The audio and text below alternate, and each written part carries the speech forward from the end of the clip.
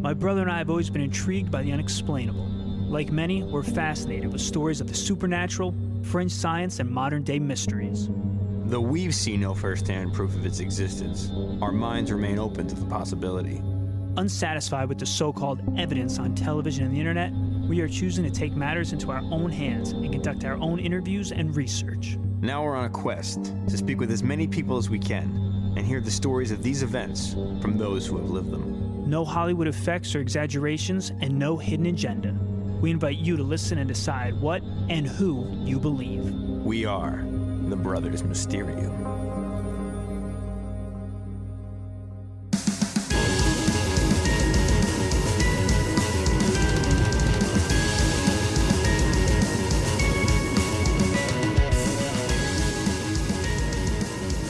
Hello and welcome to the Brothers Mysterium. This is Tommy. He is Eric. Hey-o. And we are the Brothers Mysterium. And you're listening to us, which we assume means you like us, you like our show. And if that's the case, and you're on Facebook, please like us on Facebook. Facebook.com/The Brothers Mysterium. Also, a quick note, anytime we reference photos or anything, those can be found on Facebook in albums labeled with that particular episode.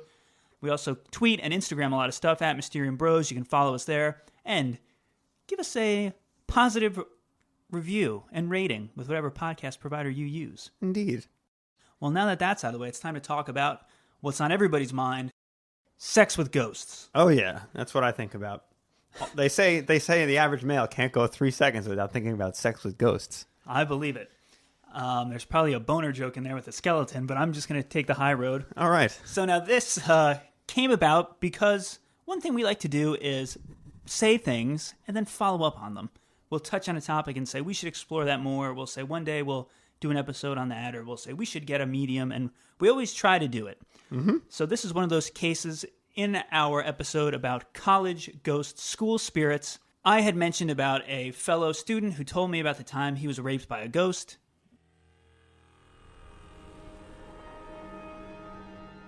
And shockingly, a lot of people had never even heard of it, which I always think is weird. It's not that big of a school. And then people that even knew about it really had nothing to add to the conversation. They heard about it. They never saw anything.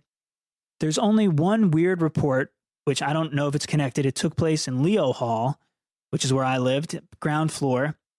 And it was basically a very religious person who wouldn't lie, told me once that he was pinned to his bed and almost like raped by a ghost, basically is what he said. Jeez.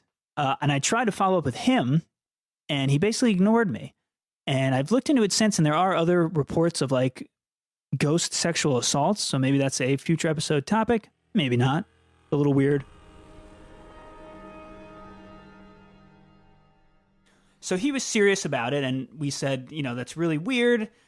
And What did that actually entail, though? Because, like, in the clip, you said he was raped by a ghost.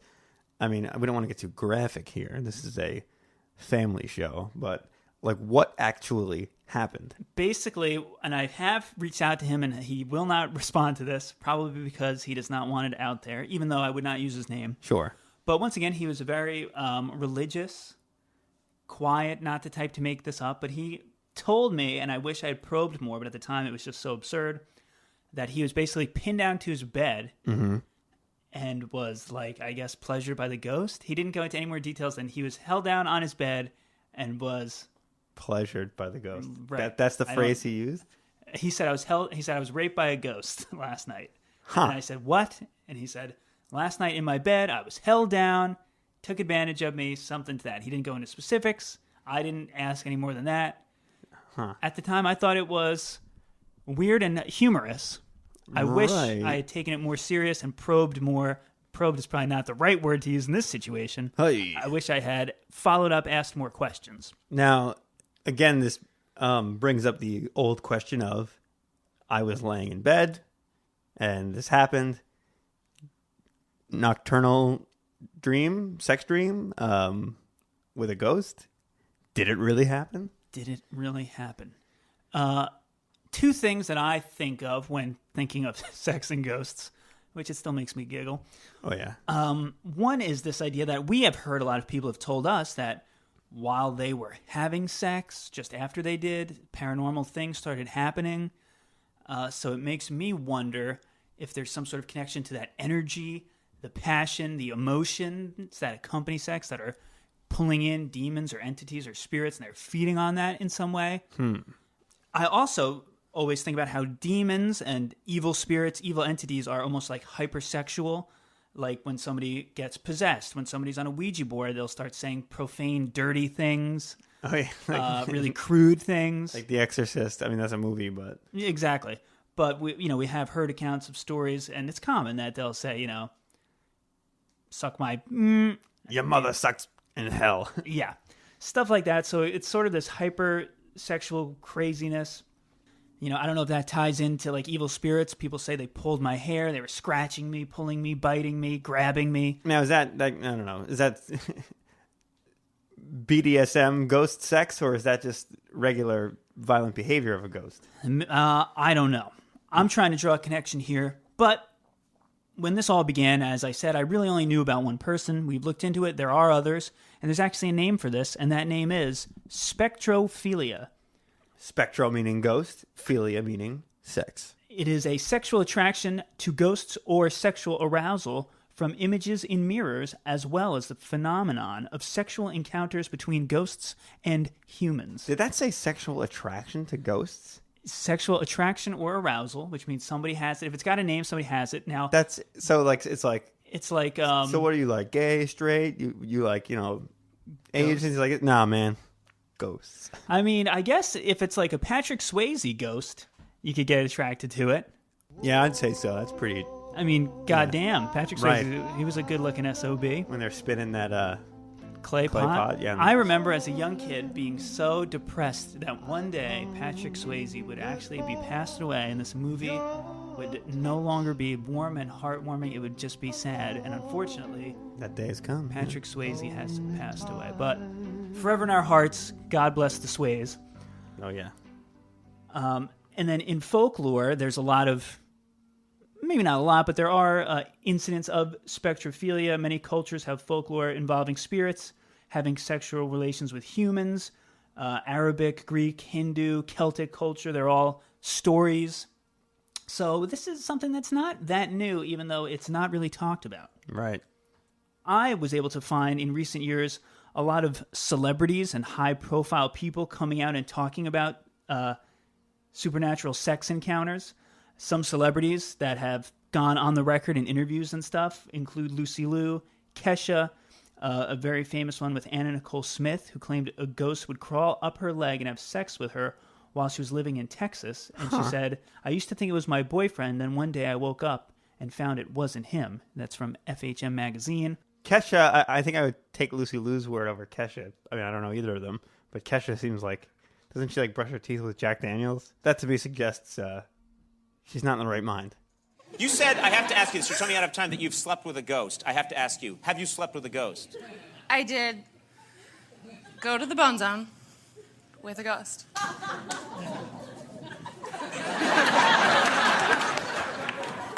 I mean, do you want details? Yes! Ghost of who? Was it a ghost of a famous person? Was it like... I don't know his name, but he was in my house. You don't know his name? Well, he's a ghost, and so he just started, like, caressing me like this. Oh. This story's getting better. And so then things proceeded from there. Right, it was a sexy time. It wasn't like sex. I love it. I absolutely love it. Don't even know the guy's name. So that was the clip from Conan. She also said in an interview with Ryan Seacrest on his KIIS FM radio show, she said, it's about experiences with the supernatural, but in a sexy way. I had a couple of experiences with the supernatural. I don't know his name. He's a ghost. I'm very open to it. In regards to her song, Supernatural. So she's written songs about it. She's told Ryan Seacrest. She told Conan. She kind of made my joke of the Bone Zone. Not as well. There wasn't a skeleton involved. Yeah. But other celebrities as well. We did try to get Ice-T's wife, who's a fashion designer, model, was a reality show star for a little bit. Coco reached out to her, couldn't get her on the show, but she had an experience as well.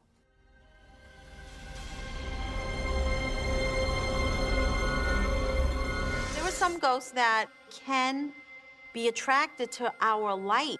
Coco Austin was the victim of what we call an incubus, which is someone, believe it or not, who wants to sexually have their way with the living, not even knowing that they're dead. I'm feeling drawn right in here. This is where it happened. You had a brown couch? Yes, it was a big brown sectional. I was sitting on the couch. I was like laying on the couch. Okay. And the TV would be right there. And I could feel like a draft happen in the room. But I didn't even really think anything about it because I'm thinking maybe the air conditioning went on. So I just went back to watching TV. But then all of a sudden, I could feel something like lifting my nightie up my leg. And then I looked down. It's like I could see like a hand crease, like when you like grip something. On your nightie? Yes. Like from an actual hand. And then when I see it slowly rise, as that's happening, I could feel his breath on the back of my neck, and then I could hear I could feel and hear his breath. And I was like, oh my God, if I turn around right now at this moment, I will see him. And I got the courage to get up and run upstairs. There were some ghosts that they mistake real love for lustful type of a love, like in the Coco episode. For some reason, he took a liking to you. You made him feel too comfortable. You make him feel important. You could be swayed. And he took advantage of you. I don't know how else to say this to you, but this man is madly in love with you. So that's Coco's story. Creepy in that she's watching TV. Suddenly she can feel, and she actually says she saw, like, as if someone was running their fingers up her leg. She saw, like, the imprints on her skin. She could feel somebody breathing on her neck. She's like, if I turn around, someone will be there. And then she unfortunately ran upstairs. I would have at least glanced over my shoulder to confirm whether or not someone was there sexually caressing my thigh. Sure. But there's even more. Not a celebrity, but on a celebrity show, October 31st, 1988, Oprah Winfrey had on a woman, Marie Melch, who had an encounter with a ghost. Ooh, Halloween. My first guess says that 4 words written in the carpet and a cloud of black smoke led up to the night whatever was in her house put her in the grips of an intense sexual experience with it. Please meet. I'm really a very nice person. Oh, no, I'm not. Nobody's saying you're not nice. Marie Melch. We're glad to have you here on the show. Glad to have you here. Welcome her to the show. I came home from work one very hot summer day with no air conditioning. I had a window fan in a west window. The sunlight was streaming through the window. I put the window fan on and sat down in my chair in front of it. And of course the fan was blowing at me. I lit a cigarette, and suddenly the smoke from the cigarette traveled to the window fan, began to broil around furiously and became very dense and very black. Nothing else happened because I glanced down at my carpet, which was a plush with no pattern, just plain deep-toned carpeting. And suddenly I became aware that there was writing, not 3 or 4 words, writing all over the rug.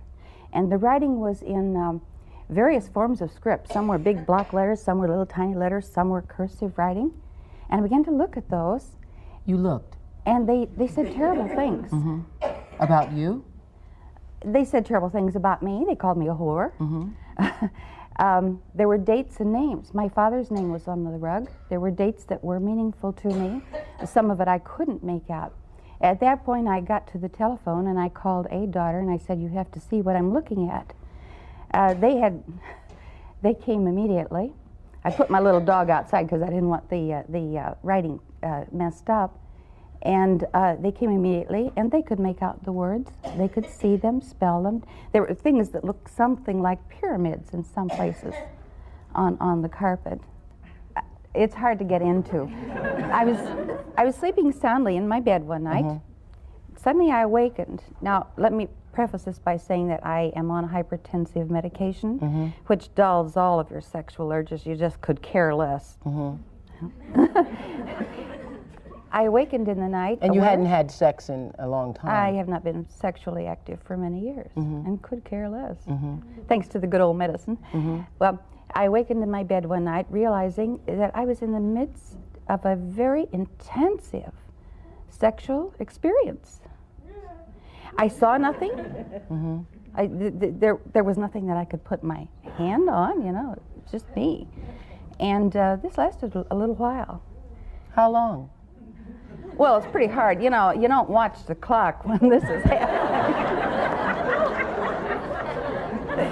I would say 2 or 3 minutes, possibly. Yeah, but you know, Marie, people have sexual dreams all the time. There are lots of people who have. Have you all ever had one? Yes. I mean, there are people who have in their dreams. I mean, there are people who actually like have orgasms and things in their sleep. I wasn't dreaming. You were not dreaming. You were just wide awake. I was sound asleep and wide awake. And wide awake. Yeah. It's never happened to me since. Things progressed in the house. Things got worse and worse. There were a couple of incidents of the writing on the rug. But wait a minute, back to the sexual experience, and I'm really not trying to trying to belabor the point, but when you have an intense sexual experience and you feel that you are having it with something or one, or it's not just you, right? That's how you felt. I did not physically feel another person, but Presence? I was having all of the reactions as if I were engaged in intercourse. Really? But you didn't see anything? No. Okay. Really? Eventually, after more writing on the rug and after several more basement experiences, my kids picked me up physically without a word and moved me out. I've been away 6 months now, or 6 years, and I've not had one problem. So she rolled with it. She did. I thought it was interesting. Usually you have a cigarette after ghost sex. She had hers before. Oh. Something she did mention that I kind of said was the evil spirits are hypersexualized. They'll say dirty things, but they will also be like, you're a whore, you're a slut. Right. Which, again, is like this sort of, I mean, it's sexualized, but it's insulting, it's demeaning. But then, like, there's like a weird contradiction here, because this demon ghoster is supposedly insulting her, but then, like, you know, they have this, like, they're making love at the same time. Put on the Barry White and let's get sexual. You know what I mean? Like, well, it wasn't like she was violently raped by a ghost or something like that. Some people are into that, though. Sometimes they like being called names. I don't know. Yeah. Definitely interesting to note, she says she was highly medicated. Right. It's even always, though she says it would have repressed her sex drive and stuff. And she also was asleep, as where with Kesha and Coco, they were both awake, watching TV. I guess you could say maybe they did drift asleep and didn't realize it. This woman was asleep. She does tell Oprah, some good investigative reporting by our friend Oprah. Oprah says, like, was this a dream? Sex dreams are common. And she says, no, I was awake. You know, it definitely wasn't. But an interesting case, and it was popular at the time because she's one of the first people to speak out about ghost sex. And one of the most recent ones is one of the stars from Paranormal Activity, the movie, and that was Natasha Vlasic. And she was on a program, ITV's This Morning, and this is what she had to say about her sexual, supernatural encounter. I was in a room by myself. I was at home, and I was lying in bed, and then I felt that something entered the room, and I couldn't see anybody. And suddenly I could feel that somebody was touching me, and the hands were pushing me against my will, and then I could feel the weight of the body on the top of me. And first I was like very confused with all that, but then I just decided to relax, and it was really, really pleasurable, and I really enjoyed it. Again, someone who goes with it. She went with it, and then actually in an article on the Huffington Post, she said she's actually had sex with ghosts twice, and she definitely said it's pleasurable. She enjoyed it. She said, I couldn't see anybody, but could feel the pressure, the energy, the warmth pushing in different directions. Now, how do you know if it's the same ghost or not? That's true. Like if somebody asks you, like, how many people you been with? How many ghosts you been with? Like, how do you answer that? Maybe it's a different touch. Yeah. Maybe it's, I don't know. But she had it, is not freaked out by it, enjoyed it, loved it. Cool. Went with it.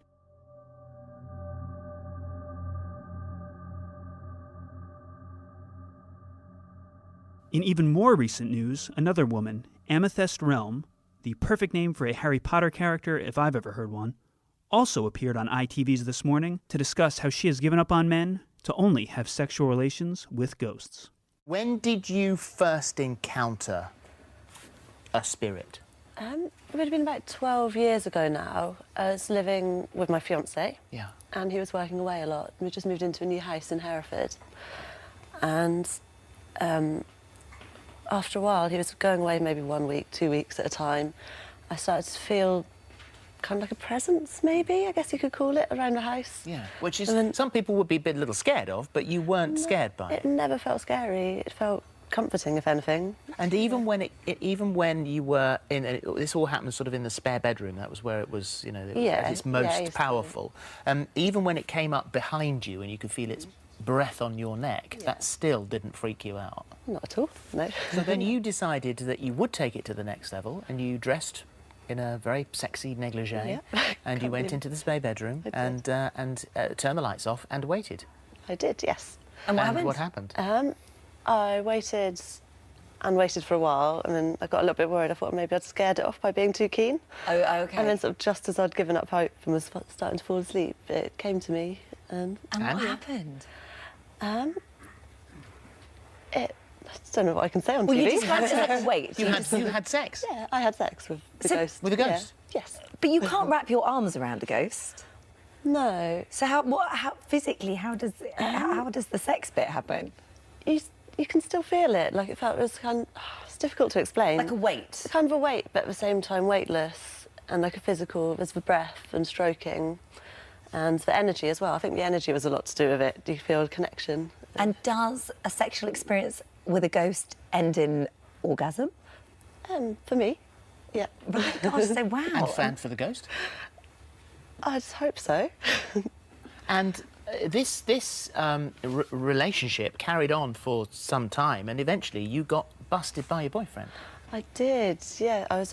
He came home from work a day early, and apparently he says he saw the shape of a man through the spare room window when he pulled up. Which is unusual because the spirit or ghost had never showed him his physical form to you at all, and yet it's interesting. to your fiancé did. Yeah, which I was slightly annoyed about, to be honest. But I think it was in love with me too, and so he wanted you to end your relationship, which it did. So the relationship with this particular spirit fizzled out over a period of time. And so I'm sort of trying to figure out what it is that goes wrong in a relationship with a ghost, because you can't have the normal arguments like you haven't put the bins out, or your conversation is boring, or I don't like the way you're wearing your hair, and all of those sort of things. So was it just down to the fact that you both got bored with the sex? I think so. I think it was just one of those things. It just started to happen less and less, and started to appear less. Then after that relationship ended, I mean, there have been many other spirits that have come to visit you. There have been, yeah. And some have lasted sort of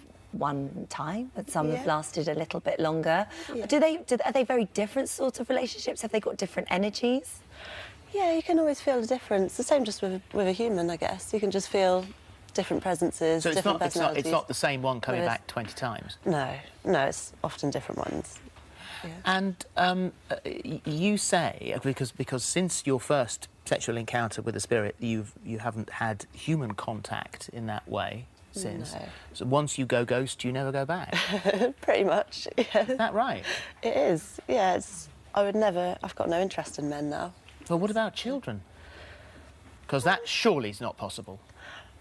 I don't know. I've done actually a bit of research into phantom pregnancies recently, which I know sounds Phantom ridiculous. pregnancy doesn't mean you have a phantom. It doesn't, but actually, there's case studies where people have done a bit of research, and there's... trying to think how to explain. Yeah. But there is sort of possibilities that it could actually be maybe the ghost of a child within you, but people don't know how to carry it on to full term kind of thing. But, And would you like to become pregnant if I with could, it? yeah, at some point, not now. But I mean, that would be quite I a don't unique know. thing to see, wouldn't it? Like a ghost, the ghost baby, like so, be like Casper. Maybe. Hopefully not. But do you because we spoke to Chris French, who we've had on many times here, and asked what he thought, because he always likes to put the argument against these sorts of things, and he said that what might be happening to you could be explained by sleep paralysis, which is just in those early moments of sleep where you're conscious but your subconscious takes over, and many people describe sexual feelings that happen, that it could be that. Could that be a possibility or not? I don't think so, because my first ghost used to follow me around the house and kind of lure me in, so I was definitely awake while I was walking around. So does the sex part of it always happen in the same room? No. So no, they can. not, yeah, once my fiancé had left, it could be anywhere. Yeah. Is it outside the house? It's always within the building. Yeah. So is it the house, do you think? I mean, obviously you as well. They find you attractive, but I should imagine you've got quite a name for yourself in the spirit world. for the future, no need for a boyfriend or husband or anything like that of the humankind. You are happy now. This is for you the way you want your life to be. Ideally, I'd like to find one that I would like to settle down with and spend the rest of my life with. But I'll never go back to men. Waiting for Mr. Right. Yeah. Oh, it's amazing. Thank you very much indeed. Absolutely fascinating. We discuss all sorts of things on here, and I think this one's a first. So thank you. Thank you very much. Thank you. And that brings up the idea of the succubus and the incubus. In Western folklore, the succubus is a demon or evil spirit who takes on a female human form to seduce men. The succubus most commonly seduces men through intercourse. The succubus is said to take semen from the male for use in impregnating a woman. Interesting. The counterpart of the succubus is the incubus. The incubus is a demon that is said to take on a male human form. The incubus, much like the succubus, is said to seduce women into sex with the object of impregnating the woman with its semen. The belief that succubi and incubi are spirits or ghosts that have sexual intercourse with men and women classifies themselves in the phenomenon known as spectrophilia. So they're not. So are they ghosts, or are they are more demons? They they manifest in a human form. In some sort of human form. So all of a sudden, like 1 in the morning, my doorbell rings. There's a sexy blonde out there who's like, "Hey, want to do it?" I should say, "You're probably a succubus." Correct. Okay. Ask for some ID. A background check of some kind. Yeah. Maybe ask their full name. Pretend you got to go take a leak, and then do some Facebook searching or something. Because I don't know if demons have all that to verify they are indeed human. Right. And I have heard weird on TV and other places, podcasts I've listened to and such, interviews, where somebody will say that that almost exact scenario happened to them, where they're out at the bar and it's the end of the night and the bar's empty, and suddenly this hot blonde or this good-looking dude takes them home, and then they have crazy sex and they wake up, and then the person is now gone. There's no evidence of anything.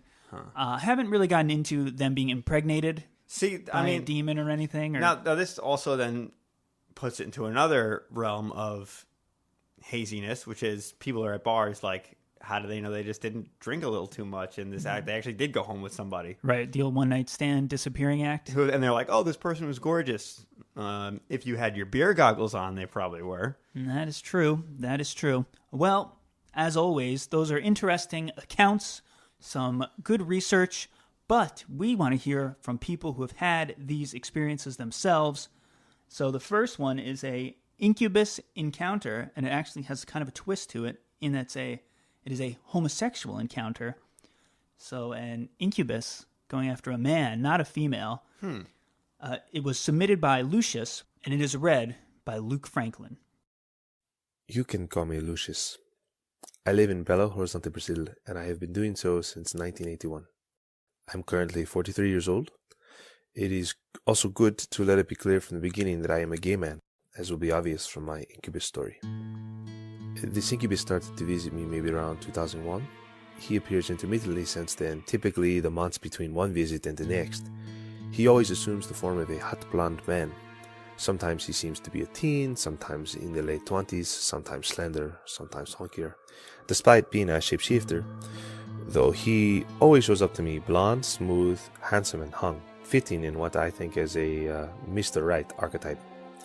Often he will take a template from the real world for his form. Frequently he looks like Jack Herrer, a gay porn actor from Eastern Europe.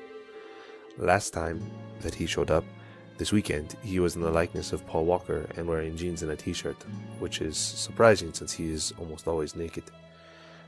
How do I know that he is the same Incubus? Something in his wicked smile and deranged look, the feline way he moves, and so on. It's kind of when you are able to recognize someone even though the other person is using a costume or a mask. I have no idea what is his real form, or if he has one.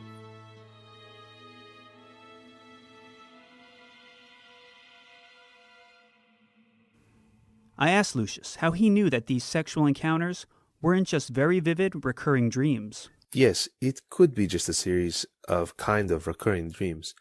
However, they don't feel exactly the recurring dream thing. It is more like a recurring character. Also, there are physical and mental symptoms in the next day, which also sounds a bit strange for something supposed to be just a dream.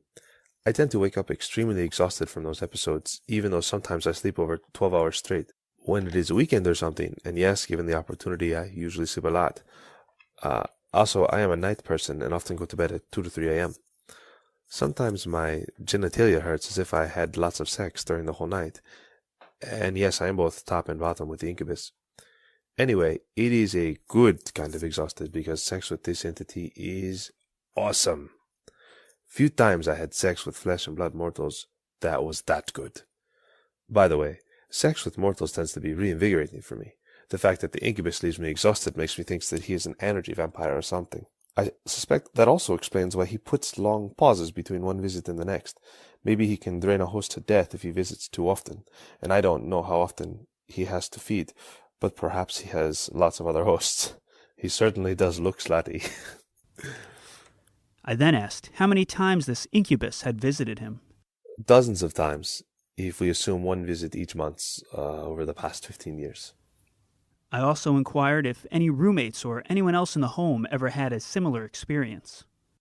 Well, when those visitations started, I had a boyfriend. Let's call him Alex.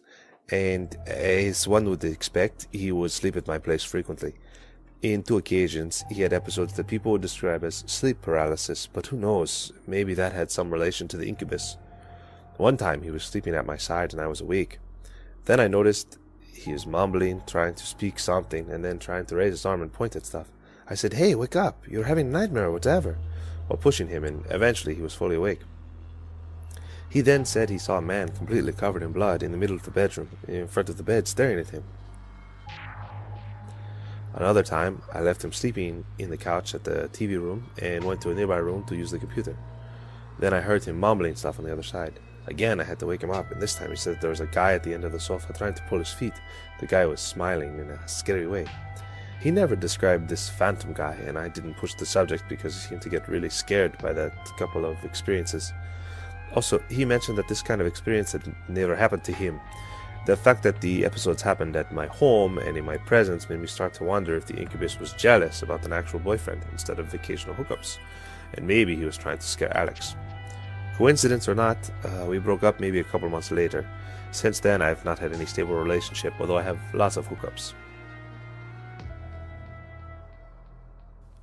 I wanted to know if Lucius believed in the paranormal before these events. Sure, I was raised with, let's say, a strong presence of the paranormal in my life.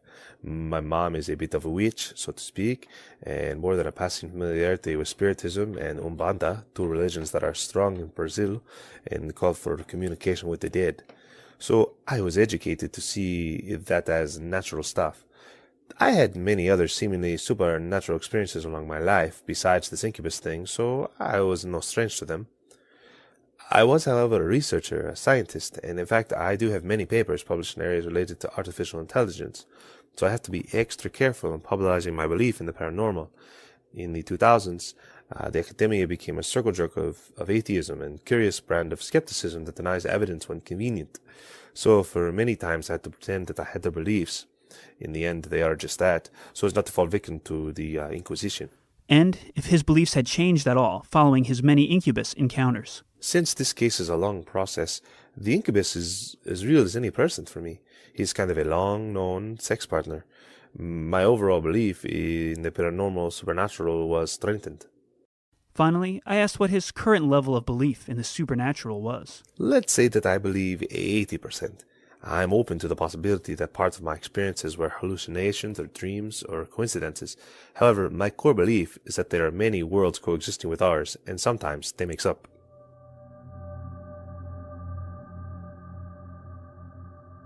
So very cool of Lucius to share his story with us. I love the international flavor we're getting now. People from the UK. Now we have South America. Story from Brazil. We want to thank actor Luke Franklin for reading that. Lucius submitted it in writing. But he did a good job of conveying it. And there's a lot of interesting things going on here. First, as I said, we have not, or at least I have not heard of a homosexual encounter. Even the kind of definition I read was you take on a male form to seduce a woman. Right. A woman form to seduce a male. But it kind of makes sense that if you're trying to seduce a person, you would go with whatever they're attracted to. Biologically, based on the definition of what the needs of a succubus or incubus are, which is to impregnate someone, right? It doesn't work. But I guess if there's like a Maybe sexual energy, like he said, it's like a vampire feeds off that, then that makes. But maybe it's still stealing his sperm and then going to a woman. Oh, true. Just not in woman form. But as you touched on, yeah, it's interesting. One of the things he said was, it doesn't feel like a dream. It's not a dream. When he wakes up, his genitalia will be sore. He feels like he had sex all night. And he said, he said it's great sex, better than what he's had with humans. But he said he does feel like drained. He said it's invigorating to kind of have sex regularly. But with this particular entity, he wakes up feeling drained. Like you said, the energy vampire thing is interesting. Now, with the boyfriend, is that his boyfriend is the sleep paralysis incident. Right, and the bloody man and all that. Correct. Now, my thought was that this is the Incubus trying to scare this guy away. That is also what Lucius said, because they were getting pretty serious. Right. So all of a sudden it's like, hey, who's moving in on my man? Exactly. So, I mean, I guess that's interesting because you usually hear about them taking on pleasant forms to seduce people, but apparently they can also take on scary forms to drive people away. Right. The reverse seduction. Now, it's interesting that he said that they didn't really talk about it and he didn't press him on the subject, meaning his boyfriend at the time. Yeah. I would have been asking tons of questions, like because he said the Incubus always showed up as a blonde guy. Right. Yeah. I thought that was interesting. Always a blonde guy. The age can change, the form can change. Younger, older, buffer, leaner. Sometimes celebrities. Yeah. Paul Walker. He said Paul Walker was one. And Paul Walker's dead though, right? He is. Maybe it was Paul Walker. That could be.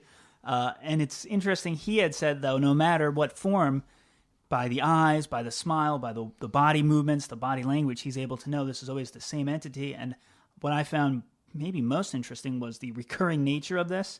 I mean, he said almost once a month for like 15 years this has been happening. Yeah, that's pretty wild. So it's not like... it's harder to say than that, like, oh, you had a one-off dream. Right, 15 years of... I mean, right.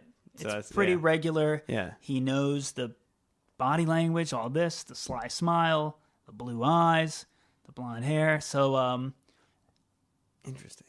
It's interesting. It's fascinating. Now, as per usual, trying to find a logical explanation, this one's a little more difficult because once a month for 15 years, I would say it's very unlikely that you have a reoccurring dream that's that consistent and happens that frequently. Right. Yeah, I don't know. And the only real recurring, as he pointed out, the only recurring element is this entity, but even that changes all the time. Right. So it's not like I have a dream every few months I have a dream and I'm in a basement and I'm running up the stairs. When I get to the top of the stairs and swing the door open, there's a train there and it hits me and I wake up in a cold sweat. Right. And the dream repeats. This one, it's sexual encounters with a similar person, but he even said it's almost like that person was wearing a mask or something. He knows who it really is. But Sure. Yeah, it's strange. This is a unique tale. And let's move on to our next story, which comes not from Jesus, but from Tom Christ. His name is Tom Christ. Oh, okay. All right. Hey, buddy. Tom Christ here. And Tom has had multiple encounters with a succubus. It's pretty weird, and I've had it happen a couple of times. And I did some research online, and it's surprisingly common, and there are very common themes that most people experience. And that's the weirdest thing, is that people are encountering these same entities. But yeah, I guess I'll get into the times that it's happened to me.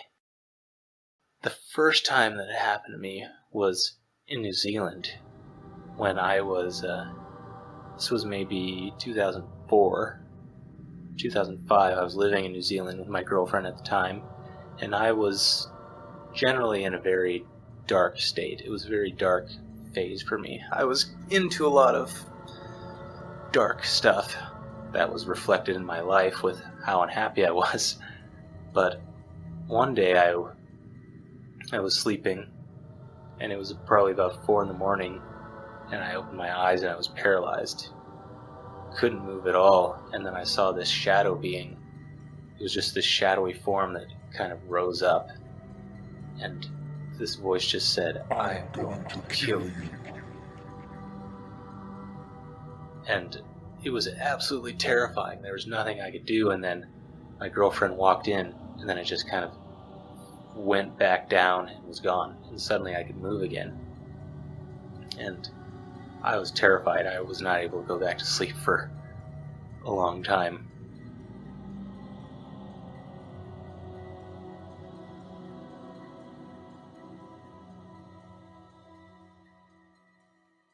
At that time, I didn't really know what to do about it. More recently, this was just a few weeks ago, I was at my partner's house. We were sleeping. And yeah, we both went to sleep, and she was sleeping next to me, and we were kind of spooning, and there were a few different phases to what happened.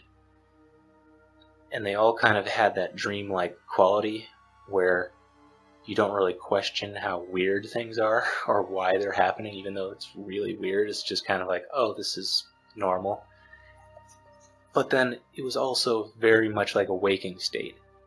It didn't have the dreamlike visual quality. It was more like, I'm awake right now, and it was more in between.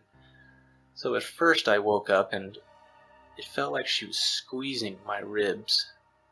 My lady friend, my girlfriend, whatever you want to call her, she was spooning me, and she starts squeezing my ribs, or I just assume that it's her. I'm like, stop! And I push her away, and she just kind of giggles. And I kind of move away, and then she starts doing it again, and she seems really strong. It seems really weird that she keeps doing it. I mean, she would never do something like that. But I just kind of like, oh, it's just her, And she kept doing it, squeezing me really hard right around my ribs. And I pushed her away, and then I fell asleep again. And then I woke up again, and someone hands me this envelope. And I'm just laying in my bed, and I grabbed my phone to shine the light on the envelope. I just grabbed it as if, oh, this is normal. I didn't even think, who is handing me this envelope? And I look at it, and it has my name on it. Oh, it must be for me, so I open it, and there's weird pills inside with like a white powder inside them. And also these little packets of stuff, the salt that you use to neti pot your nose, kind that come in the packets. Those were in there. and I tasted the powder, and it was like, just tasted like chemicals. It tasted like some kind of weird drug. So then I kind of set it aside and went back to sleep. Oh, that was normal. And then I opened my eyes again, and there was a shadow being just sitting right by my bed.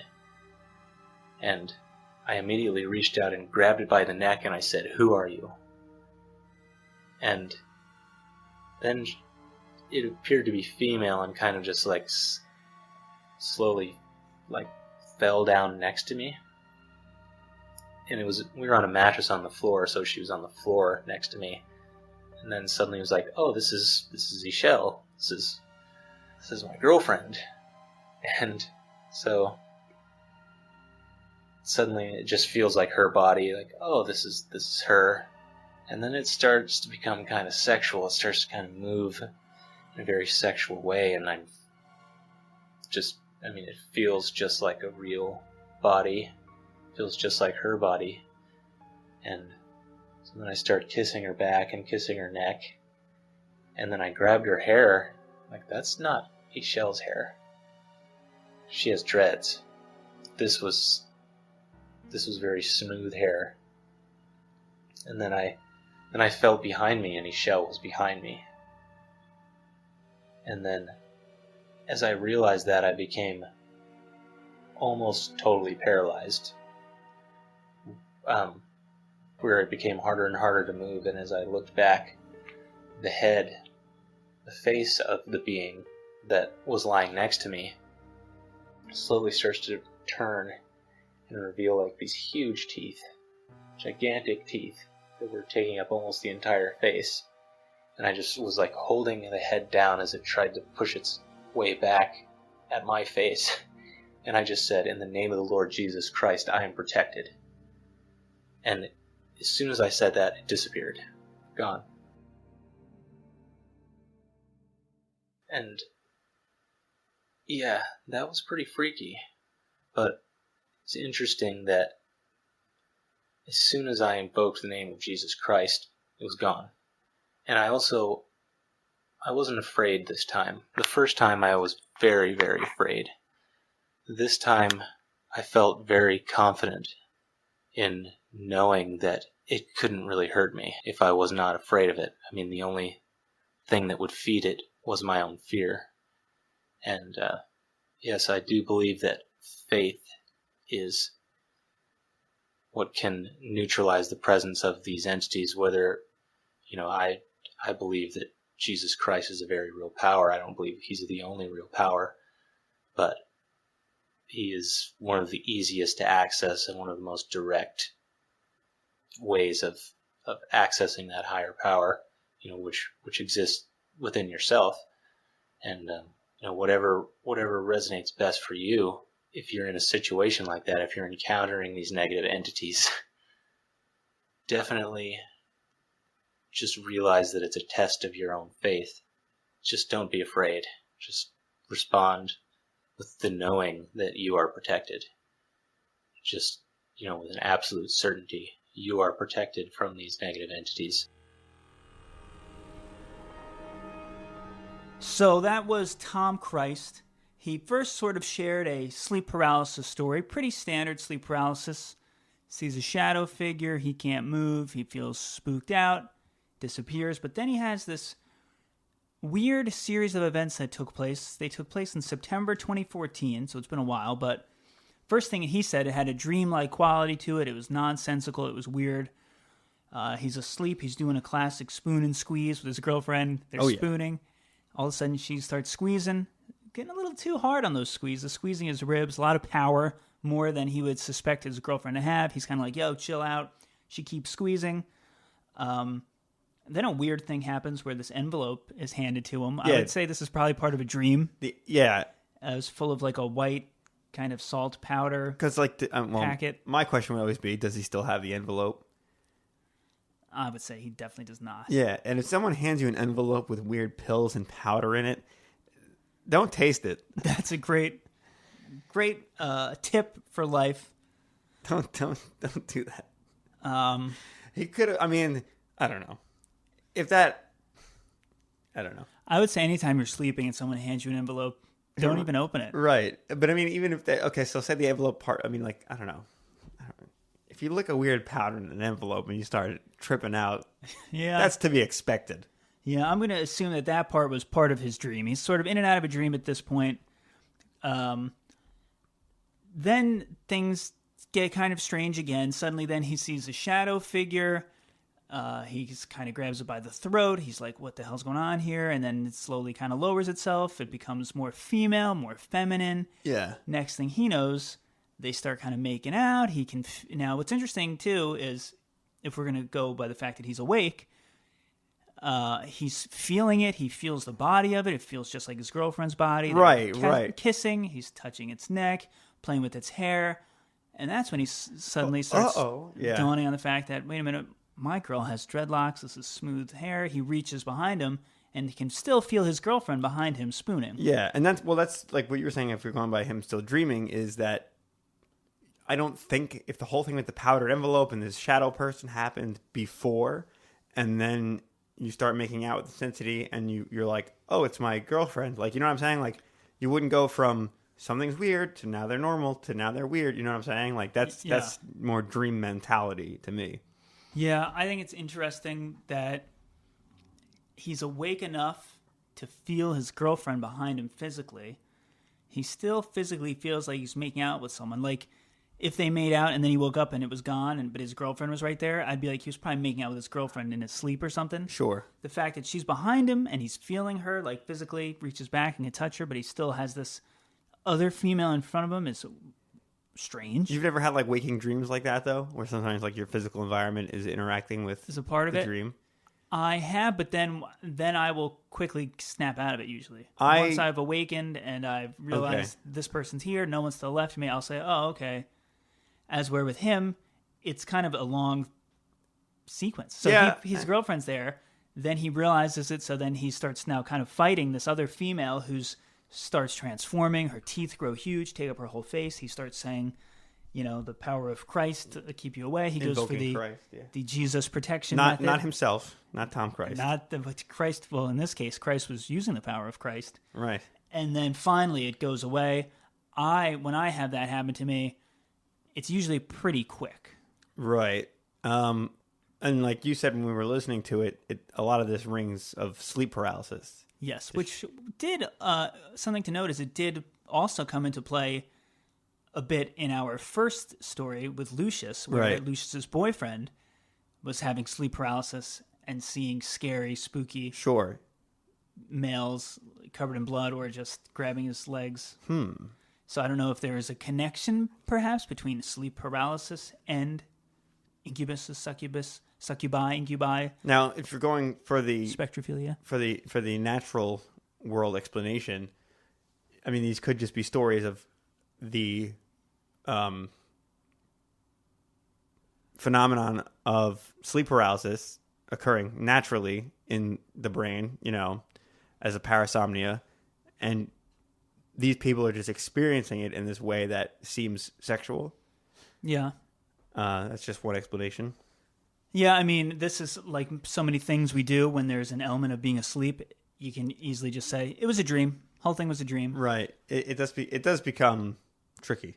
It's hard to know when was he awake, when was he not. The main thing that makes me say this was a dream, or at least part of a dream, is this weird envelope being handed to him with powder. If that really happened, then that opens the doorway to then he was just tripping because he was eating weird powder. Again, I think only in a dream would you taste the contents of a powder in an envelope. I mean, come on, you all remember the anthrax scare, like. Yeah, and like it was him and his girlfriend. He didn't say we were at a party and we went upstairs, or like who else is going to come into your house unless you got one hell of a mailman who's dedicated that at 4 a.m. he's going to climb through the window to hand you that. Right. Yeah, I'd say that was an envelope of salt packets. And that's also what to me is suggestive of the dream, is his willingness to taste it and accept this envelope. Like only in dreams do you do things like that where you're like, oh, what's this? And it's like, come on, like, yeah, you said, like, unless your mailman's climbing through the window handing you an envelope, you're going to be like, what the is this, you know? So with that said, do you chalk this whole experience up to just a dream? I would. And I've had waking dreams where, I know you said, like, once you realize the person's behind you, you wake up. But I've had it where that doesn't happen. And only the next day when I self-lect, Yes. That's a self-reflection. word I'm trying to get to catch on. Yeah. Thank you for using it. Ghostivation. Only then when I self-reflect do I realize, like, yeah, that was all a dream in which I was interacting with physical elements of reality. Now, what's interesting is Tom said that experience had just recently happened to him, so he had a little bit of time to reflect. It's not like he woke up and was like, hey, this just happened, it was crazy. So one would assume, based on what you said, that maybe if he had reflected on it in a day or two or 3 or 4, that he would start to realize, like, yeah, I was definitely dreaming. But obviously he seemed pretty convinced that this was something that took place. I think it depends on your beliefs. That is true. It's again the kind of thing where if someone sees something, depending on what they believe, it'll be, I misunderstood what I think I saw, or I saw a ghost. Yeah, it's unless you experience it yourself, it's always through the lens of someone else's mind. And with that said, let's move on to the next story involving spectrophilia. Okay, so I think I'm recording. In my apartment, what I had been dealing with, a lot of people kept telling me that it was an incubus, which I've read into it. An incubus is a demonic or male spirit who attempts to have sexual intercourse with a woman thinking that they can get them pregnant. And the strange thing is that with an incubus, it doesn't follow you. It stays in a location of your home, things like that. I had people that were wanting to do paranormal investigations, and when I was telling them the situation of what I was going through and they kept thinking it's an incubus, they would say no. Like, that's how bad it is. An incubus is unpredictable and scary because you could be dealing with a demon. It started off at first, growing up, I always dealt with paranormal stuff, always. Seeing things, I don't know if I was sensitive to it, it was just something that I always saw and heard and felt things, like somebody was watching me, I felt somebody playing with my hair. Growing up, like, I kind of grew up with it. And there's a difference, because when you feel like there's a spirit or something around you, you'll feel uncomfortable, but that's fine. But what I was dealing with was on a whole other level. Like, I had never felt that scared before. I even left my apartment and moved back into my mother's house for 6 weeks because that's how terrified I was to be alone. It started off, and this is how most descriptions I read online. I was in my room and I'd be asleep and you could see a shadow figure watching you sleep. And then as time progressed, you'd start hearing things, and I don't know if, I would even see stuff, and I don't know if this is possible, but I would sometimes see, if there was a smoke or mist in the air. So, it started with a shadow figure, and over time the shadow figure started to get closer and closer to my bed. And, I don't know, it's, weird because things will happen, and things will happen and it only happens around you. So when you try to explain it to somebody else, it makes you sound crazy because there's no one else that witnesses it. And I've read books on demonology and stuff like that, and the way it works with demons, of how they'll try to make people around you not believe you, and then you feel like you're going crazy and you get vulnerable, and they feed on fear. So, I'm trying to see how I can put this into words and make sense. Anyways, so it was getting closer to my bed, and then even with the lights on, I could feel like if somebody was crawling into bed with me. And then over time, I could start hearing a growling noise in my ear, and then it turned into me feeling very sick. I would get nauseous. I was getting really bad migraines. I kept feeling like if somebody was, when I was going down the stairs, if something was trying to push me. So I'd have to hold on to the railings, getting my hair pulled. I felt like I was going crazy and I didn't know what to do. I was in tears. And then I got to the point where I would be laying in bed and it felt like something was trying to spread my legs open and grab my crotch. And I was like, I've never had that feeling before. That was so freaking weird. And I would be laying there and it literally felt like somebody was fondling my breasts. And I know that sounds so weird, but that's what it felt like. So I tried several things to see, and I know I shouldn't have done this because it was the stupidest thing that I could possibly do, was to test it or provoke it. But I would sit there and just lay still and look down at myself, and I could see my skin moving, like the indentation of someone touching me on my breasts. I could feel like a flutter or like burning in between my legs. So it was very weird. And then I started having these weird dreams that I would wake up. I was sleeping, and in my dream I would wake up and I was laying on my stomach and I'm trying to get out of bed, but something's holding me down from my waist and my legs are being ripped apart, and I'm like, not ripped apart literally, but being pulled open and being forced off the bed, like if something's gonna rape. Like if somebody was to rape you and pull you and put your face down, shove your face into the bed and have you bent over with your legs spread. And then I would wake up in sweat, freaking out. And I started having these dreams, and I left my house, and then I saw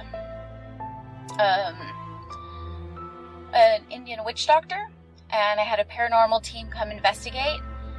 Then they took these photos. There was an insane amount of orbs in my home. There was at least 20 of them. And so they put sage and did all this stuff, and I eventually just kind of trained myself of how to deal with it. Now I still deal with it from now and then, but I don't let it take control because fear feeds it.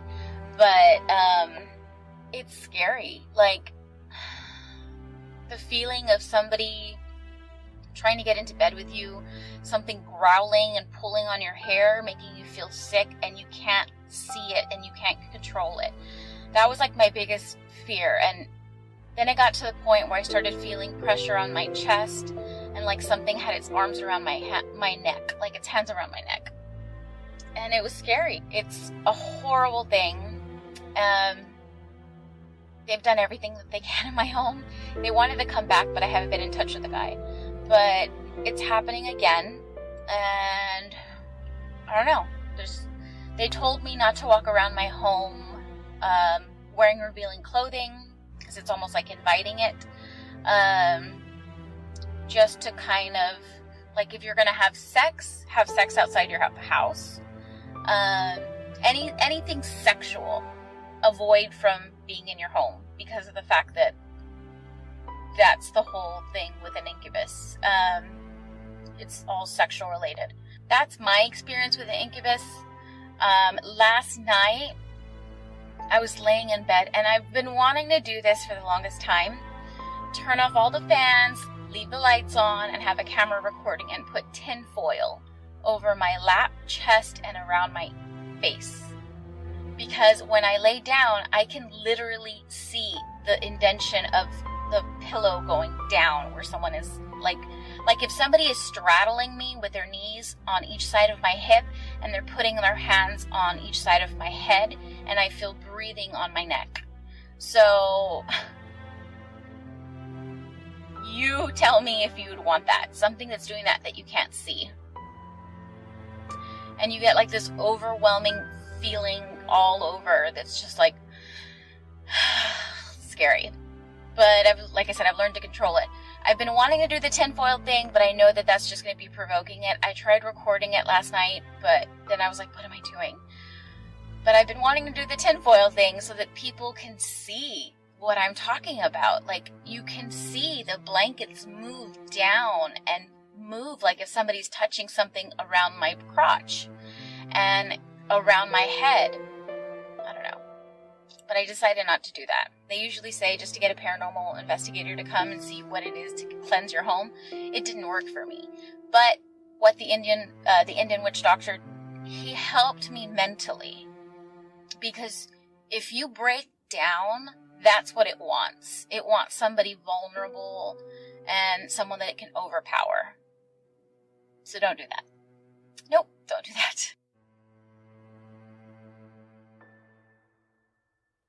So that was a story from Mars. We want to thank her for sharing it on our program. And a lot of interesting things happening here.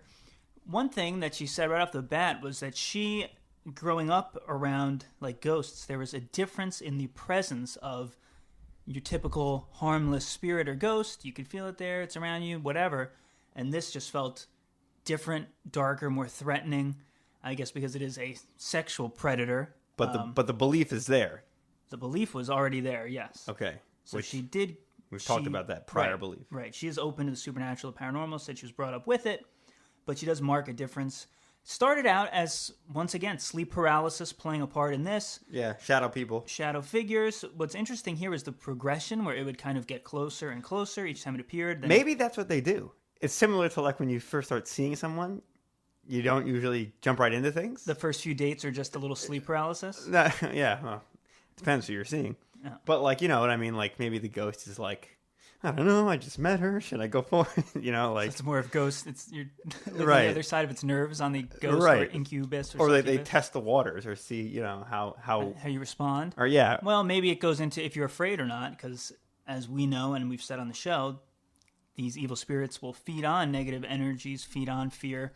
So maybe if it stands at the foot of your bed and you get more and more afraid, then it'll stick around. If it stands at the foot of your bed and you don't care, it moves on to somebody else. I picture the ghost doing like the thing you see in like all like the teen movies where like the ghost like does like the fake yawn, tries to put his arm around her, and he's like, "Oh yeah, well, that's a tough move." Psych out, yeah. So yeah, it kind of escalated from being, you know, whatever in the doorway, then closer. Then she could feel it crawling into bed. Some auditory things happening where it's growling. Then she even said it got as far as she was feeling sick. She was having migraines, feeling nauseous, and then physical, maybe the most intense physical contact we've had so far in this episode from the experiences. She said, you know, she felt like she was almost going to get pushed down the stairs, having her hair pulled, all the way then to like her legs being pulled open, her breasts being fondled. Once again, she said you could feel and see the indentations on her skin, on her boobs of fingers. So yeah, something was touching her that much. Yeah. The legs pulled open thing to me I found very like disturbing. And then she starts having, it's accompanied by these very weird, unsettling dreams, almost like rape dreams, she says, where she's kind of being forced face down on the pillow and bent over and stuff. Yeah. So very uncomfortable. And then, once again, it kind of ties into sleep paralysis, where then she's saying there's a pressure on her chest that she could feel. She said even almost like she was being choked at points. So, okay, now different from other stories we had listened to previously where, you know, it's kind of like romantic. Yeah. It's not ghost a light, sex. It's not a light caress. It's not gentle. Right. This is aggressive kind of. Very aggressive. Very, harmful. She feels afraid. She feels the fear. She's right. I guess you're right, because some people, even like our celebrities who appeared, had said, well, it was interesting energy and I kind of enjoyed it and I went with it. Right. They're kind of like, it was weird, but I got into the moment. You know what I mean? Right. And it's more of, that's soft touches, kissing, caressing. This one, she's having her legs pulled open. She's feeling something kind of grabbing at her crotch. So definitely not romantic, much more violent and aggressive. Yeah. It reminded me the way it kind of ends. She said she brought in a paranormal team and they really didn't help too much, but then she was able to find an Indian witch doctor or a shaman, I would assume, who kind of helped her mentally and how to be strong and protect herself. And that reminds me a lot of our episode with the demon in the house in Emma's home, where Emma was having all of this negative emotion, negative feeling, which was what lured in, she believes, a demon and evil force and negative force.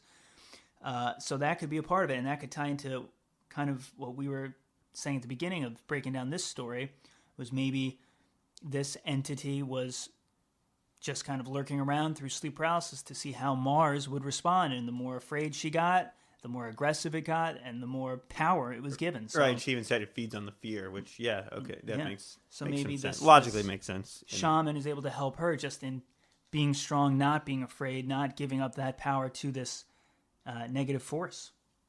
No means no. No means no, whether you're a ghost, an incubus, a succubus, or not. And now, from that, let's move on to New Zealand with a very, very fascinating experience. This is a true story that started in July of 2003 and ended in early 2004. My husband, who I will call David in this story, does not really appreciate me telling this story, as he is a little embarrassed about it, but I firmly believe it needs to be told so anyone who goes through a similar experience can relate to it or obtain information about it. So here we go. My husband David and I met on a business trip in California in 2001 and immediately knew we'd be spending our lives together. Distance was a problem, as he was living in Darwin, Australia at the time, and my whole life has been spent in the South Island of New Zealand. Despite the logistics, we had a remarkably brief courtship before he decided to move to Christchurch to be with me.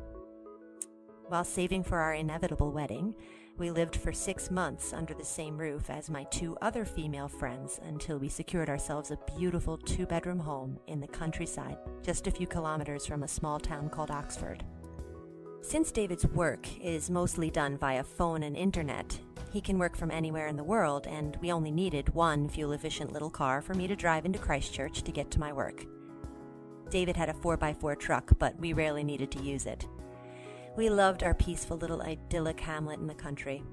Oxford is the type of place where everyone knows everyone. They look after each other, and the very few troublemakers are recognizable and decidedly tame compared to the dangers of city living. Only weeks into being settled, we had our perfect wedding and looked forward to a long and happy life. David and I did not really follow any particular religion. I suppose you could call us agnostics. We could appreciate that there were things we could not explain logically, but had seen too little of this to conclude that something bigger was pulling the strings. David professed to me years after this that his only experience with anything he could class as paranormal was a few creepy moments using a Ouija board as a teenager. Since those things aren't very common in New Zealand, I had no experience whatsoever. A few months after we were married, I noticed with some concern that David's sex drive was on the decline. It was unusual that we didn't go to bed every night and get intimate, as from the moment our honeymoon started, we'd made a pretty solid routine of it. I brushed it off as the end of the honeymoon and considered that a guy can't perform every night. Sometimes, like me, he just wanted to crawl into bed after a long day and drift away. It didn't bother me much. He was still very affectionate, kissing me on the neck when I was going through paperwork at the table, or pinching my backside as we passed in the house. A few nights of letting him get some rest wouldn't diminish our relationship.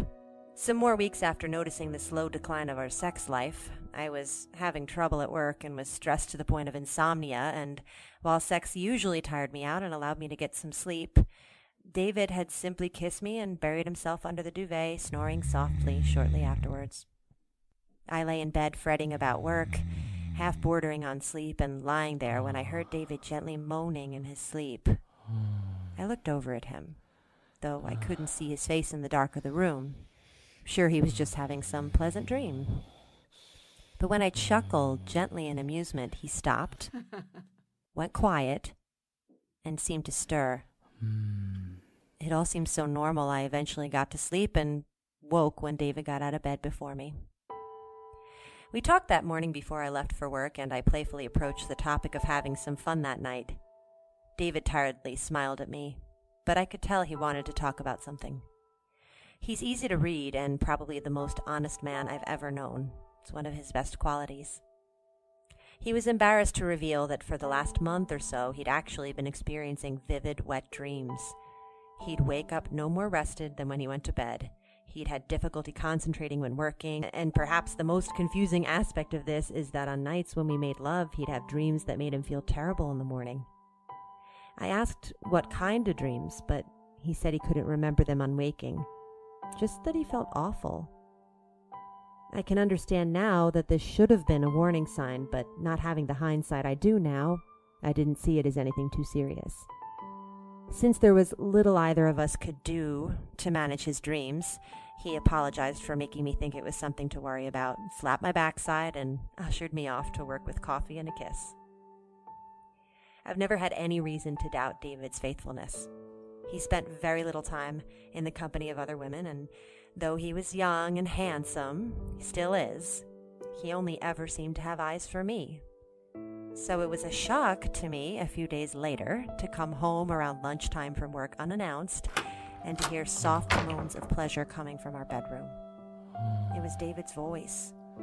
My heart caught in my throat, and I forced myself to walk down our carpeted hallway with dread spiking in my veins. I heard soft grunts that I recognized as the sound he makes when he finishes, and what I thought was a very quiet, satisfied sigh from a distinctly higher-pitched voice. My eyes already filling with tears, I peeked around the frame of our open bedroom door to see David lying on his back on the bed, eyes closed in blissful slumber, breathing gently in the sunlight coming through the closed windows. No one else in the room. No open wardrobe, no lumps under the duvet, just David taking a midday siesta. I blinked in confusion, so sure of what I'd heard and entirely expecting to see some other woman in the room with him. He was alone. I exhaled for the first time in what felt like forever, and my muscles relaxed. David must have been masturbating, and the sigh I heard just a distorted noise I took as sounding feminine, but another look at him revealed a wet stain that was now evident on the crotch of his boxers. He was sound asleep, his hands nowhere near himself. I concluded that he'd had another wet dream and left him alone to rest, completely relieved that my husband had not been cheating on me. An hour later, I heard rustling, and David emerged from the bedroom as I sat watching television in the lounge. He looked baggy-eyed and tired and wearing a different pair of boxers, but kissed me on the neck and asked why I was home so early. Nothing seemed out of the ordinary. He said he'd felt exhausted toward the middle of the day and felt a nap would reinvigorate him. Then went into the office to work until early evening. All of this so far I could understand as David simply having some mechanical issues, albeit more serious than perhaps most other men his age would experience, and I had no idea what the cause was, nor that it may be as sinister as what it came to be.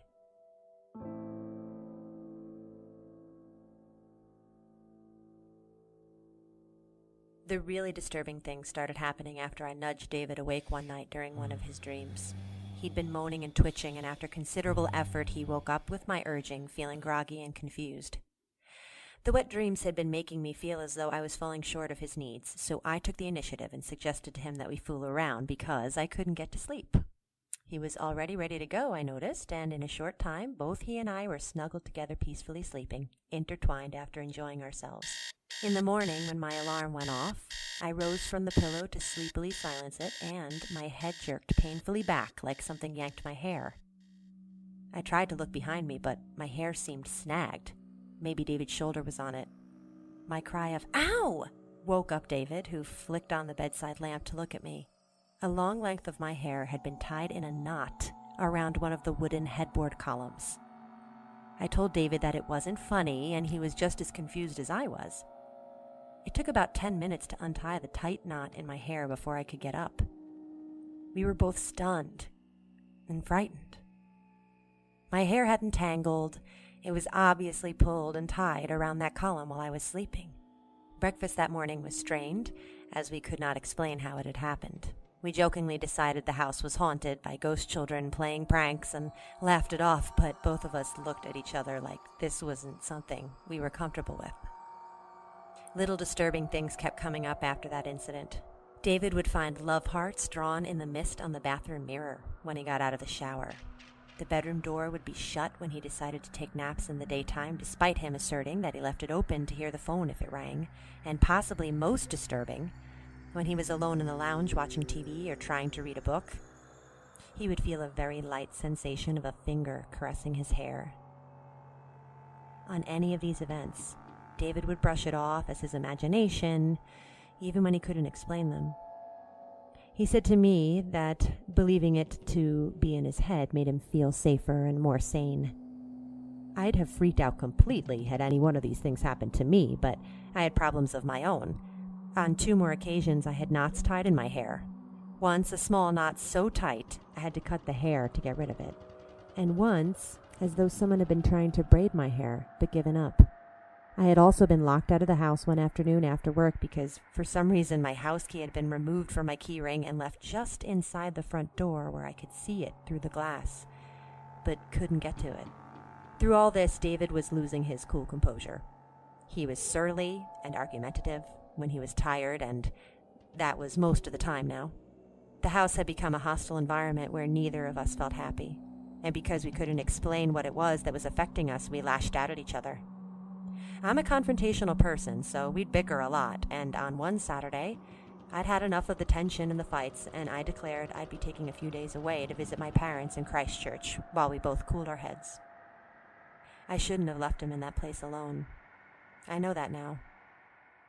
But the atmosphere of the time made it hard to think sensibly. I gave him a kiss and got in the car, making the hour drive to my parents' place.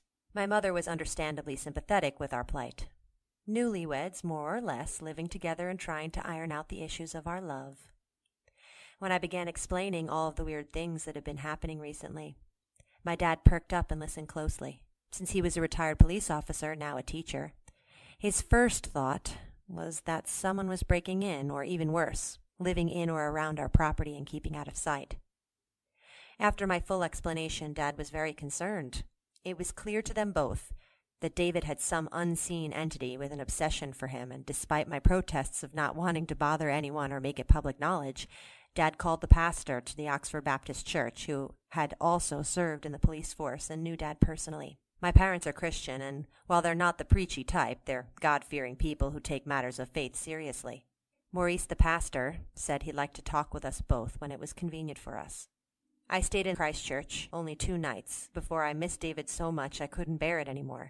I called him late on the second night and we spoke tenderly. He sounded dog-tired and remorseful, wishing I'd come home but understanding if I needed a little more time. I told him about Maurice wanting to talk to us, and he was quiet for a little while but agreed. He said he was embarrassed to talk about what had been going on. With the unusual activity and his nocturnal problems, I spoke quietly to him, saying how much I loved him and how much I wanted him to hold me and kiss me. What I got in response to this was a very audible and very disdainful feminine voice saying, "Ugh," in disgust. Then the line went dead. I couldn't believe what I'd heard, so I sat in shock for a few seconds. My body tensed as I punched in our phone number again and got a busy signal. I waited a few seconds, then tried again. Another busy signal. I tried a third time, and finally David answered. "Hey, what happened? The line dropped. I was trying to call you back, but you were busy," he said casually. We'd been trying to call each other back. If David had a woman there and she'd just made herself known, he certainly wouldn't be trying to call me back. I told him I loved him and that I'd be back home again after work the following day. He reciprocated my feelings and we hung up. The voice sat in my stomach like a rock, and I couldn't relax that night. It took 3 glasses of wine to get me to the point I could do anything but sit stiffly in an armchair. At 2 o'clock in the morning, when I was starting to get heavy-lidded while watching TV, a furious banging on the front door startled me back into alertness. I swiftly went to answer the door, and it was David, white as a sheet and stark naked except for a sweatshirt wrapped around his waist. He threw himself onto me and hugged me tight. I could only stammer with wide eyes. He closed the door behind him, took me to the lounge, and sat me down. My parents joined us from their bedroom, making sure everything was all right, and my dad gave David a robe to put on. Finally, David told me what happened. He'd fallen asleep on the couch watching TV shortly after our phone call and woke dreamily not long afterwards. He felt compelled to switch the TV off and get some proper rest in bed. After getting completely undressed and lying under the covers, he'd almost gone straight to sleep again. He'd woken again to find lips gently touching his own. He assumed I'd come home early, since I'd seemed to miss him so much on the phone.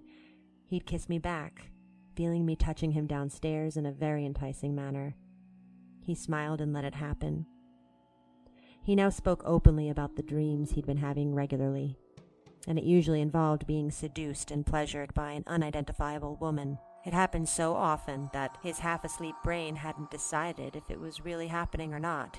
He said when he felt he was hard and I sat back on top of him to have him enter me, he knew he was awake. He told me that it wasn't until he was actually inside that he realized something was different. I'm not shaved down there, and this woman was. In a moment of amused confusion, thinking I'd done something special for him, he reached an arm over to turn on the bedside lamp to see. As soon as his hand touched the switch, the sensation of the woman just went. By the time he'd pressed down the button and the light spilled into the room, the indentations of where she would have been were expanding back into place. The sensation around his genitals vanished entirely, and the only thing he saw was the room coming into clear view in a heartbeat. A shadowy mist, parting like fog, dissipating around him. After a second of pure numbness, he tore out the bedroom door, down the hallway, out the front door, grabbing his truck keys and spilling all the others onto the floor, raced into his truck, and his foot hadn't left the accelerator until he arrived at my parents' door.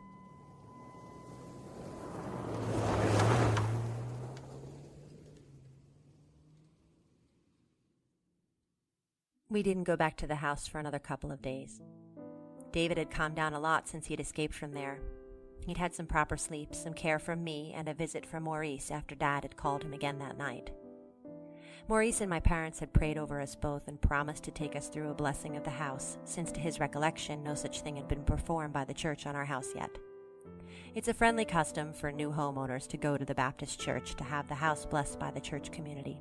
Maurice and some of the more veteran churchgoers did a walk-through blessing of our house, and I'm very pleased to report that nothing has happened since, though that blessing did not come easy. He said that 2 people blessing the house had felt incredibly threatened by something in our bedroom. He said he had to cast out a succubus that had taken residency in that location, and that while he was doing so, heard a very clear and very loud shriek of, "He's mine," as it went. Just thinking back to when he told me that makes me tremble. I don't know what to believe at this point either. Maurice has been a very good friend to my family, and is well respected as a person who has seen it all in his career as a police officer and a pastor. But to think that something like a demonic woman was supposedly going after my husband in my own home was something I cannot wrap my head around. We lived in that house without incident until I became pregnant with our second son and we found a bigger place in Christchurch. Despite all that occurred during this time, I loved my old country house, but I wouldn't go back there now.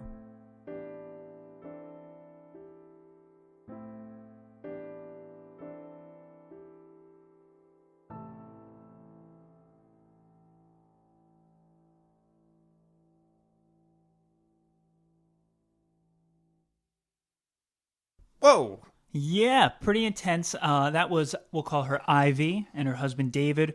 Once again, international flair, New Zealand. I had gone back and forth with her via the internet, and finally she was willing to type up that story just for us, for this show. So we want to thank her. We want to thank Honor Freiberg for reading that for us.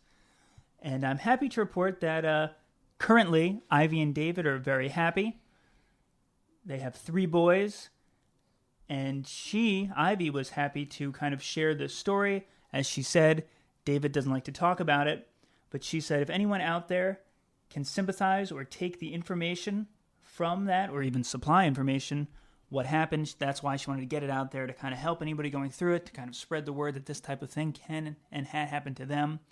So I want to thank Ivy and David for sharing that story. And what a story it was. Multi-dimensional there. I mean, starts out very subtle with him having these strange dreams, which could have just been dreams, but then they manifest into dangerous things when she wakes up and her hair is tied to the bedpost. Yeah, I mean, as you said, starts out kind of innocent. He's moaning next to her in bed and stuff like that. Okay, you guys having fun dreams. Then it turns out he's kind of having wet dreams more often than someone would at his age. A lot of similarities between this story and what Lucius said. The first one being that he would feel drained. The husband would wake up and feel drained and feel tired, and he couldn't focus at work. So back to that sort of energy vampire deal, as well as when they would have sex, Ivy and David would have sex. The next night he would have bad dreams. He'd feel awful. So again, it was almost like this entity, this succubus, making him feel bad. Right, it was kind of guilt tripping him. Yeah. Now we've entered like a different dimension here now, because it's not just people having spectrophilia experiences like sex with ghosts. It's now them having sex with ghosts who are then attacking or trying to harm or scare their actual sexual partners. Right. And this one's interesting because we can kind of remove the sleep element, because during the incident when Ivy comes home early and she hears him apparently having sex, she says she hears like a woman. Right. And she's awake. She's not dreaming this. She went in. He was the only one there. That's when she was like, thought he was cheating. Yeah. Shortly thereafter, as you said, they had sex. She wakes up and her hair has been tied in a knot. And she said like didn't get tangled up somehow. It was tied up. That's weird. They're both awake. She's like, this isn't funny. He's like, I didn't do this. Yeah. As we were before with Tom Christ, we were like, okay, when he woke up, was there an envelope with powder on the floor? No. Right. In this case, when she woke up, her hair was tied. tied They to the both bed. saw it. It actually happened again, where she said it was tied even tighter, so tight once she had to cut it out. Yeah. More physical things happening, such as hearts being drawn in the mirror Now, and stuff. my question there is, and I think I know the answer, is did he see them being drawn, or he would just like get in the shower, get out, and they'd be there? I assume the latter, because right. he would have ran out of the house naked much faster if he had seen those hearts being made. Exactly. And then similar to some of our celebrity stories, and even the other stories we heard with he would, be laying down watching TV and feel fingers caressing him, gently rubbing his hair. But once again, he was just sort of, like, oh, whatever, must be my imagination going crazy. Then, as we said, like Ivy's hair's getting tied. She's even one time mysteriously locked out of the house. Somehow her key got off her key ring. This female voice returns twice when they have a phone conversation and they're kind of reconnecting, and you hear like a jealous girlfriend go, ugh, on the phone. And then the final one is when Maurice the pastor, comes in, expels her, and her declaration as she's being thrown out of the house is, he's mine. So multiple people hearing multiple voices. Another common element here is the recurring nature of it. It took David a while to admit what was happening, but he had said, I've been having these dreams, I'm being seduced. Again, his energy was wiped. He was feeling tired all the time from these sexual encounters. And then the craziest thing that sent him running from the house was when he is getting kissed. He's feeling it. He's feeling his wife's body. He's touching her. Not her. He realizes, things are smoother than they should be. Yeah. Flips on the light, and suddenly, boom, he sees this mist disappearing. The prints on the bed are going away, and he got up and ran out of the house. So again, if you woke up from a dream like that, you normally wouldn't. Plus, it's interesting because this is from this outside person. She was not the one dreaming. You know what I mean? So all of her accounts, she was awake for them. So we know that. Now, the only thing I don't know, I could be stretching it here, but who knows, is could he have been having an affair, like where the woman's voice is on the phone and all that stuff like that, and this is his sneaky way of covering it up? Because she's there when he's having the dreams and stuff, right? But she's not there when the voice of the lady's on the other phone. He shows up like naked, like maybe like he had a mistress and they got in a fight and she kicked him out of the house with nothing on. So he like made up this story. You know what I mean? Like I don't know. That would play better, I think, if during these dreams he was going like, "Oh, Jenny," right? And then, like Jenny was his secretary. Right. But there is the incident where she came home and heard what she thought was a woman, and then snuck a look in the door, and he was there alone. Unless we're gonna say maybe she was hiding under the bed or something, went out a window. Hey, I've climbed out windows before. No joke. Now, does it count as cheating if it's with a ghost or a succubi or incubi? No, because obviously he was duped because he thought it was his wife. You know what I'm saying? That is true. It's like that scene in Revenge of the Nerds. Yeah, which is a very weird scene. Yeah. I feel like my meter of belief has shifted. When I first heard years ago from my college colleague who said he was raped by a ghost, as I said, I thought it was just like an absurd, funny thing to hear, to think about. After hearing first-person accounts, it's weird. It sounds like it could be true. And while some of them, as we said, were like more romantic, I felt caressed, I felt somebody kissing me, to more violent of, having legs ripped open, it's definitely less comical. And there's so many stories about it that it's one of these things, once again, where it's like, I'm kind of impressed that even that there's a word, spectrophilia. Right. And everybody's heard of an incubus and a succubus, but I was surprised we were able to find people with these stories. And the other thing, too, is also this is not an easy thing to talk about. Right. So Yeah. it makes you wonder how many experiences are really out there, because I'm sure the majority of people aren't like, Willing to tell share. me a personal ghost story. Well, and then they go into this thing about how, something was violating them. Right. It's taboo to talk about ghosts and the paranormal. Right. It's taboo to talk about being sexually assaulted or victimized or raped. Or so- sex in general. I mean, well, that's true even too. if it's yeah. good ghost sex, it's right. It's a taboo on a taboo.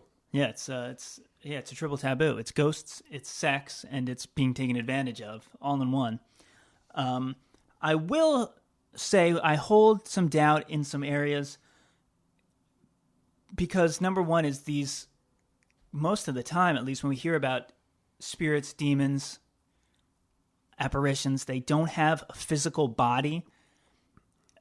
So it's interesting, as I've said many times, as a youth in the paranormal, I always had no fear in going to a place and screaming and challenging ghosts because I was like, can I fight a ghost? Can they hit me?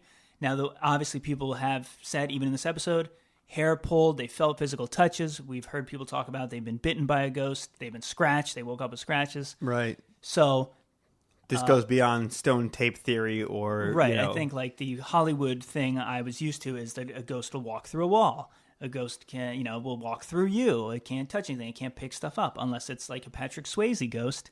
That's the second Swayze mention in this episode, where he has to learn and train to be able to like move a penny, pick up a cup. That's a great flick. I think I'm going to watch that tonight. Everybody should. It's also great. Whoopi Goldberg is phenomenal. Oda Mae Brown. An incredible performance. Orlando, is that you?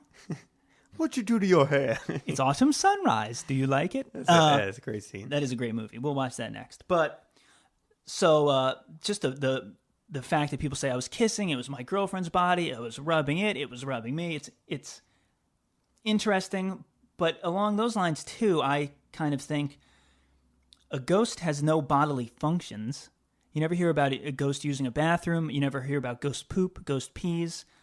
Why would ghosts then be horny? Do they have hormones? They have no libido. So it's interesting to me, unless it's more about the energy and the sexual energy or the stealing of semen, the impregnating of women. You know what I mean? A whole can of worms here now. Yeah, it's the ghostivation of why are they doing it? It's not like they haven't gotten in a while and they're horny because they don't have a sex drive. You wouldn't think. These ghosts need to self-select on their ghostivation. They do, and great use of two Tommy Mysterium patented terms. So then that led me down looking into some scientific explanations, possibly. And according to what they call science, this could very easily have been experiences of waking dreams or sleep paralysis, as we've touched on, and there's definitely an overlap with sleep paralysis. So in addition to sleep paralysis is hypnagogia, and it is basically a near-dream state, and in that state, it's common to experience auditory and visual hallucinations. Typical examples include a feeling of being crushed or suffocated, electric tingles or vibrations, imagined speech and other noises, the imagined presence of a visible or invisible entity, and sometimes intense emotions such as fear, euphoria, and even orgasmic feelings. They often appear quite real and vivid, especially auditory hallucinations of music, which can be quite loud, indistinguishable from music being played in the same room. Humanoid and animal figures, often shadow or blurry, are often present in hypnagogic hallucinations, more so than other hallucinogenic states. So it may be a relic of an ancient instinct to detect predatory animals around us. The combination of sleep paralysis and hypnagogic hallucinations could easily cause someone to believe that a demon was holding them down. Nocturnal arousal could be explained away by creatures causing otherwise guilt-producing behavior. So instead of someone feeling ashamed and guilty that they've had nocturnal emission, it's common to have other elements. Your brain will create them in that way you don't feel as embarrassed, you're not as guilty. It's not on you, it's on this external factor, which ties into sleep paralysis. As we've said, you can't move, your body can't move, which is when maybe your mind is then creating an imp a shadow figure, something on your chest, something holding you down, something pressing you down. So there are other parasomnias that include these types of hallucinations, if you want to go straight up science and say that either these people were all dreaming or they were in this sort of hypnagogic state, near dream state, not quite fully asleep, but close enough. So that's sort of the scientific take on it. What would you say would be your take on it after hearing all that we have heard? Yeah, I mean, again, it could swing both ways. It could be like the mental things, but I feel like I don't have enough knowledge to round it off to something specific. You know what I'm saying? Like, you can always come up with conclusions for what you think it could be. Like, like we said, you're sleepwalking. Oh, it's a hypnagogic stuff. Oh, it's parasomnia, sleep paralysis. And not everyone's experiences are identical. And in some of them, there's too much else. Some of them, the story is so basic that you could suggest that it is some kind of psychological thing. In others, where this ghost seems to have an obsession with the person, like in Ivy's story, that's different. Exactly. I was going to say it's sort of almost like a case-by-case thing, because having your hair tied to the bed is not hallucination. It's not a dream. You know what I mean? Like when there are these physical things happening to you, then it leads me to believe that other things are at play here. So it's one of these cases where it's hard to definitively, and we, as we've said many times, don't like to force ourselves to end an episode by going, this is real or this is fake or whatever. Sure. But I would say that definitely some of these tales have me saying that there, in those cases, such as Ivy's, is more than just being in a near sleep state, especially because, again, she was a witness to all of this. She wasn't the one who was maybe half asleep moaning and seeing this. She was kind of seeing from an outside perspective, and she still saw weird, unexplainable things occurring. Right. And I mean, we can only go off the information we're given. So, what she told us in the story is all we have to work with, Correct. But it's the kind of thing where at what point am I being too skeptical where if I start coming up with other reasons why her hair would be tied to a bedpost, you know what I mean? I'm reaching at that point. Right. Like, maybe he had a mistress and they drugged his wife and they, you know what I mean? Like that's like... Yeah, you go down a conspiracy theory lane, and then it's very easy to say all of these people were lying and none of this is true, or da-da-da-da. So, but given the information we've been given, which again I said is all we have to work with, it seems likely that there's definitely something unexplainable going on, and for me to come up with reasons to explain it away would be, it up. Correct. And yeah, like I said, from when I first heard about it many years ago, even when I first mentioned it on the show, I was sort of like, it's a weird concept. You had sex with a ghost was touching you inappropriately, kind of far-fetched. But after hearing personal accounts and looking into it and doing more research, I'm definitely more open to it than I was prior. Hopefully, you've gained something by listening to this as well.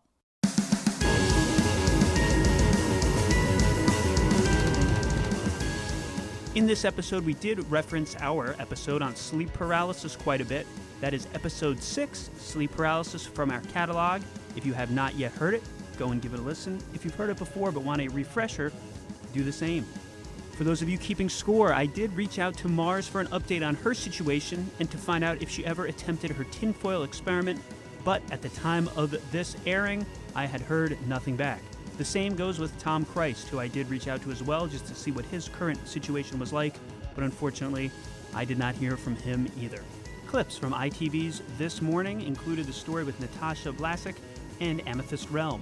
The clip of Kesha describing her ghost sex experience to Conan O'Brien is from the TBS show Conan. And Marie Melch's appearance on The Oprah Winfrey Show is from The Oprah Winfrey Show, originally airing October 31st, 1988. Coco Austin's clip came from The Haunting of Coco Austin, her Incubus Encounter, Season 4, Episode 12. The song you heard was Unchained Melody from the Righteous Brothers. I want to give a huge thank you to both Luke Franklin and Honor Freiberg, who did amazing jobs bringing our stories to life. As well as a thanks to Tom Christ. If you want to get more from him, check him out on YouTube, Tom Christ 777. And a big thank you to Mars for sharing her story. You can find her on YouTube as Straight Up Dork. That's STR, the number 8, UPDORK. Or even on Facebook, facebook.com/It's Just Mars. And again, Straight Up Dork at the end, STR, number 8, UPDORK. Royalty-free music from this episode came from bensound.com and purpleplanet.com. Our theme song is done by The Nevergrid. And if you like the Brothers Mysterium, you want to rock a t-shirt, hop on over to fightgiant.com and pick one up. And if you have a similar story of Spectrophilia, an Incubus or Succubus encounter, or anything that you think would be good for the show, let us know. You can do so on Twitter and Instagram. We are at Mysterium Bros, facebook.com/The Brothers Mysterium, or you can email us at thebrothersmysterium@gmail.com. That's all for today. Sweet dreams.